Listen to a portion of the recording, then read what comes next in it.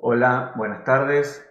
La presente clase tiene que ver con el cierre de la exploración número 1 que ustedes ya han entregado y vamos a estar hablando de algunos temas que tienen que ver con el desarrollo de ese trabajo y algunos conceptos que nos interesaba recalcar acerca del mismo.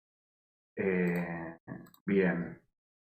El tema de la clase de hoy tiene que ver con principios del arte, que no es ni más ni menos que lo que han estado realizando en esta exploración, algunos seguramente con algún conocimiento previo, algunos de ustedes en forma más intuitiva, eh, pero en definitiva para nosotros es una manera de acercarnos a ciertos conceptos básicos, elementales, así como la semana pasada en la clase inaugural les comentaba de esta idea de ser fieles a nuestro tiempo y de estar atentos a lo que sucede a nuestro alrededor y no renunciar a este deseo de anticipación que debemos tener como universitarios por un lado y por otro lado entender cómo ha variado nuestra percepción del espacio en los últimos años, que son, digamos, temas bastante complejos de analizar y de estudiar. La clase de hoy es bastante más simple y se concentra en algunos aspectos bastante más concisos, por decir de alguna manera, ¿no? Dentro de los aspectos que estuvimos o que estuvieron investigando en la primera exploración estaba el concepto de balance, ¿no? Como principio del arte, ¿no? Esta imagen un poco representa un ejemplo clásico de balance donde vemos una simetría, ¿no? Prácticamente podríamos trazar un eje vertical en el centro de la imagen y entendemos que en términos generales tenemos el mismo peso visual en ambos lados, por un lado, y una simetría bastante literal, ¿no? O un balance producto de una simetría literal, más allá de la diferencia en las figuras, el contexto general habla de una simetría, ¿no? También hay situaciones de balance donde no necesariamente que no necesariamente provienen de una simetría, ¿no? En este caso, esta imagen, que más que tener un balance visual, tiene un balance físico, ¿no? El efecto de sub y baja, un poco lo ponía como ejemplo del balance no producto de la simetría, ¿no? Esto es algo que podemos apreciar en piezas pictóricas o en obras de arte de todas las épocas, ¿no? Uno podría en esta pieza de Mondrian analizar en detalle, pero ver que como primera aproximación es una pieza que tiene con variedad de figuras o con el uso del color llega a un determinado balance de la composición, ¿no? Esto no quiere decir que en todas las piezas pictóricas o en todas las imágenes sean balanceadas, ¿no? Entendemos también por balance esta idea de que ninguna parte de la composición pesa en demasía y genera demasiada atracción o demasiado peso, ¿no? Si vemos estas imágenes, vemos que la manipulación de estos dos elementos de un edificio y de un cartel, variando su posición relativa respecto de cada uno de ellos y dentro del canvas general, producen distintas situaciones de balance o de desbalance, ¿no? Como en la imagen acaso inferior de la derecha, ¿no? Bien, yo creo que muchas de estas cosas las conocemos o las conocen hasta de manera intuitiva, ¿no? Vemos en este vestido como las dos piezas de color negro contribuyen en cierta medida a la generación de un balance, quizás no total, pero evidentemente esas dos piezas de color negro mantienen por color y por ubicación un cierto diálogo que contribuye al balance de este vestido. una planta de arquitectura, ¿no? A veces detectamos, esta es la planta, algunos de ustedes conocerán, de Richard Neutra y su famosa casa en Palm Springs, en California, donde el análisis mismo de la planta habla de una idea de balance entre estas formas entre formas que se componen en forma, podríamos decir, centrífuga a partir de un centro. Bien, otro de los conceptos que hemos explorado es el ritmo, ¿no? Cuando hablamos de ritmo hablamos de una repetición ordenada de elementos, de figuras, quizás más evidente dentro de la música, ¿no? La idea de ritmo, que creo que es evidente en esta imagen, ¿no? Donde aparece por otra parte la repetición de elementos con cierto orden o con cierto desorden, pero que en definitiva percibimos como cierta relación entre estos elementos, en este caso los círculos y estas barras verticales. También ritmo podría ser en este caso la ubicación de estos círculos, ¿no? en esta pieza de Van Gogh, ¿no? Que también hablan de repetición y de cierto ritmo, ¿no? Quizás es menos evidente acá, seguramente el ritmo acá está dado por esta linealidad y por esta idea de flujo y de dinamismo, ¿no? No de pieza estática, sino de pieza plástica que tendemos a recorrer en esta linealidad de forma centrífuga, ¿no? Esto también es la utilización de este concepto del arte que es el ritmo, ¿no? En este caso, así como veíamos el balance en la planta de Richard Neutra, las termas de Vals de Peter Zumthor, y la aparición, por ejemplo, dentro de la composición, en la parte inferior de estos volúmenes que vamos a ver en alguna imagen y que hablan de una cierta repetición y de una cierta percepción de un ritmo, ¿no? Esta es la fachada de las termas y tanto a nivel de los huecos que se producen en la fachada como de la fenestración, o sea, del ritmo de ventanas, es algo que atribuimos o que llamamos ritmo, ¿no? Son todos estos elementos que ustedes a través de lo que han cursado de taller en primer año, en la mayoría de los casos, algunos de ustedes segundo año, de alguna manera u otra lo han trabajado, ¿no? Acá se trata un poco como de concluir o de ponerle cierto marco teórico a cosas que hemos ido descubriendo en el taller y hemos ido descubriendo en el ejercicio que realizamos, ¿no? Esta es una fachada en Murcia de Rafael Moneo. Algún otro ejemplo, esta casa en Bordeaux de Ren Koolhaas, o este ejemplo de Zaha Hadid, donde vemos un ritmo acaso un tanto no demasiado repetitivo o no demasiado constante en la linealidad que tiene el perfil del techo, pero que habla de una cierta lectura dinámica y tiene que ver con el ritmo. Bien, otro de los conceptos, diría yo hasta particularmente fundamental en este caso para nosotros como arquitectos, que tiene que ver con la tensión, ¿no? Creo que la mejor manera de definir la tensión es entender la importancia de lo que no se ve, pero está generado por lo que sí se ve, ¿sí? O lo que no existe y está generado por lo que sí existe, ¿no? Esta relación entre estos tres cuadrados, más allá de ser figuras en sí mismos, están generando ciertas relaciones entre los mismos, ciertas vibraciones que están provocados por estos cuadrados, pero están apareciendo en este espacio intermedio, ¿no?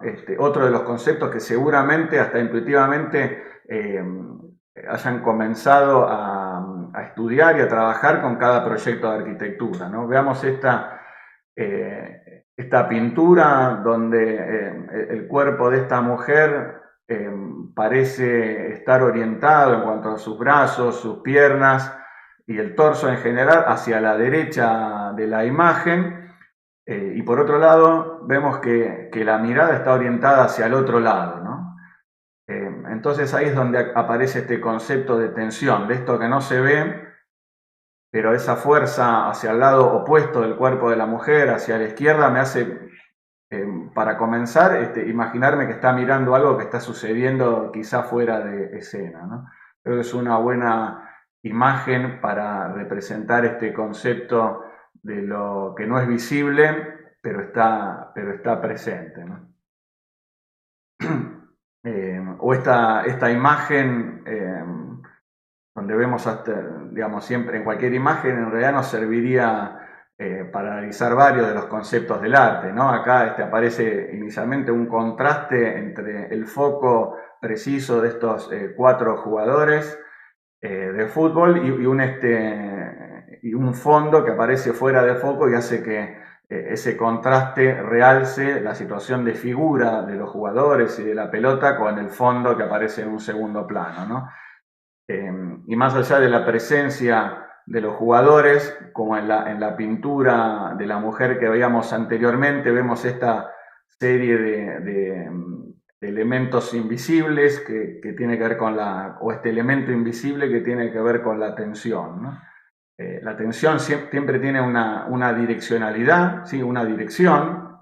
En este caso, si hiciéramos zoom en los ojos de cada uno de los jugadores, veríamos que se dirigen al punto central, que es la pelota, ¿no? Una determinada dirección y una determinada magnitud tienen siempre las tensiones.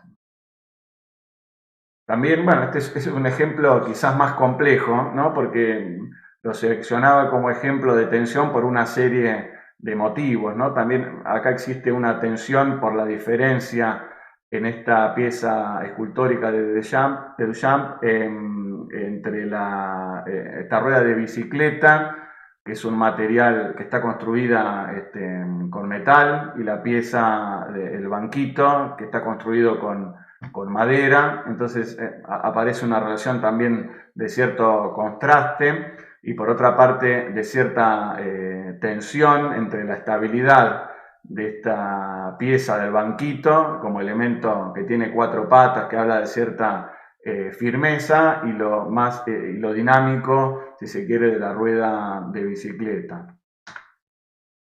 Este es un ejemplo que algunos, no sé si ya lo conocen o lo van a conocer en realidad en Historia de la Arquitectura 1, que tiene que ver con la Piazza del Campidoglio, proyecto de Miguel Ángel en Roma, ¿no? Y de qué manera las distintas piezas están alineadas de determinada manera para modificar las tensiones producidas en el espacio central de esta plaza de Roma.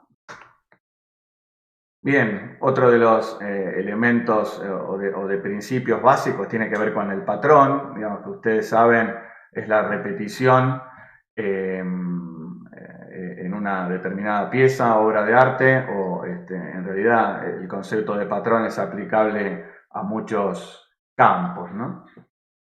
Esta es la fachada del Instituto del Mundo Árabe de Jean Nouvel en París, que creo que es un ejemplo evidente.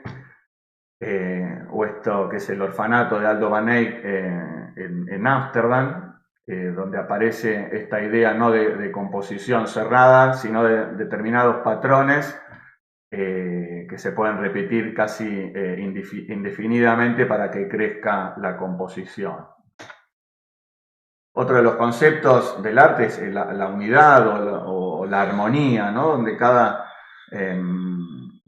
elemento logra a través por distintas maneras, a través del color o de la forma, subrayar determinados temas en común para favorecer esta visión de unidad por sobre la separación de las partes, ¿no? En este caso, Esta es son residencias en Bath, una ciudad inglesa, donde creo que es a través de esta forma, ¿no?, de media luna que tiene estos crescent característicos de algunas ciudades inglesas, a través de la forma en sí mismo se logra un efecto de gran unificación en la composición. Este ejemplo que lo definía un poco como unidad y variedad, creo que puede ser interesante, ¿no? En cierta manera percibimos este logo o esta imagen con una cierta armonía y con una cierta unidad. Está dada seguramente por la composición radial alrededor de este símbolo central, ¿no? Casi como una pieza de un imán parece unir a los otros elementos, ¿no? Y por otro lado, paralelamente, acá vemos un efecto pictórico de variedad, ¿no? Evidentemente hay una serie de colores y de formas muy diversas que están apareciendo en esta imagen, ¿no? Me parecía un buen ejemplo también de gran variedad, que es otro de los principios del arte, ¿no?, que habla de la diferenciación en una determinada pieza de distintas formas, distintos colores o distintos tipos, ¿no? Y cómo coexiste en este caso con la unidad, ¿no? De hecho, es un símbolo de la India que habla de muchas religiones y un nombre, ¿no? Entonces tenía el concepto de esta imagen que abarcar esas dos ideas de gran unidad y por otro lado diversidad o variedad, ¿no? El concepto de énfasis tiene que ver con la idea de una parte de la composición que adquiere una importancia relativa respecto del resto, ¿no?, que es el caso, ustedes verán, de esta pieza naranja, ¿no?, o de este paragüita rojo entre los oscuros, ¿no?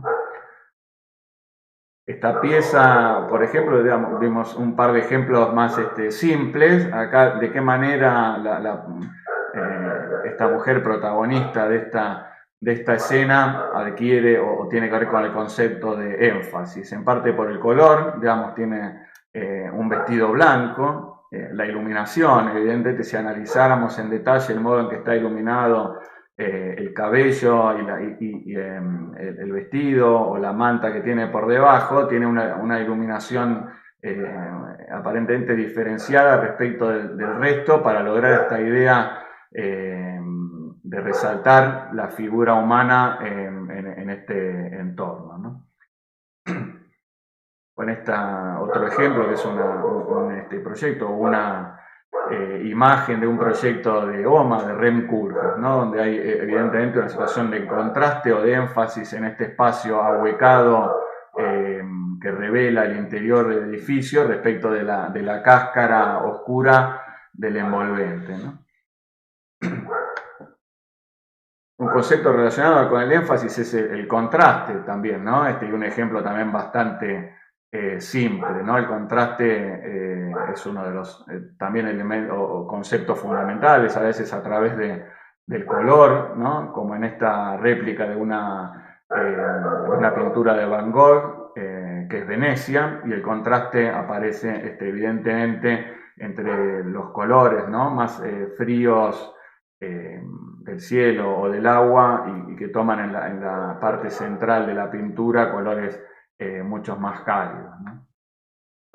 O quizás un ejemplo más complejo, en este caso frente al Trinity Hall de Boston, en los años 70, creo recordar, aparece esta pieza de Curtain Wall. Esto es de una envolvente total de vidrio como forma de respuesta a esto que es el Trinity Hall, una pieza histórica de la arquitectura norteamericana, y la respuesta pasa no por una idea de mímesis con la pieza original que está enfrente o la pieza existente, sino por una actitud de generar un contraste evidente desde varios puntos de vista, ¿no? Visual y hasta simbólico, diría yo, como forma de respuesta a esta arquitectura histórica, ¿no? digamos, o este ejemplo mucho más reciente en Amberes, de Zaha Hadid, frente, que es la adición de esta pieza sobre un edificio existente. Bien, eso es todo. Eso es todo por hoy. La idea de esta clase tiene que ver con una suerte de cierre, repito, a lo que era lo que fue la exploración número 1 que desarrollamos, y tiene que ver un poco con la idea, digamos, yo podría haber, o podríamos haber comenzado de otra manera, ¿no? Haciendo esta clase teórica y que luego vayan desarrollando los ejercicios, ¿no? Alguno de ustedes se podrá preguntar por qué no tuvimos esto primero, ¿no?